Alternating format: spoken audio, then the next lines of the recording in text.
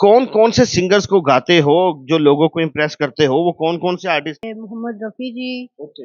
लता मंगेशकर जी, ओए। आशा भोसले जी, मैडम नूरजहां और काफ़ी सारे लोग हैं। तो आजकल के सिंगर कोई नहीं अच्छे लगते? मैं नहीं कहता कि आज के सिंगर बुरे हैं, लेकिन वो वाली बात नहीं है जो उनसे पुराने सॉन्ग्स में होती है, तो वो ज़्यादा मज़ेदार मुझे। कौन सा गाना ऐसा है पुराना जो बहुत दिल के करीब है, जो आप सबको सुनाते हो और लोगों को मजा आता है? आपकी नज़रों ने समझा। क्या बात है नाज़िन! आपकी नज़रों ने समझा प्यार के काबिल मुझे। चलो सुनाओ।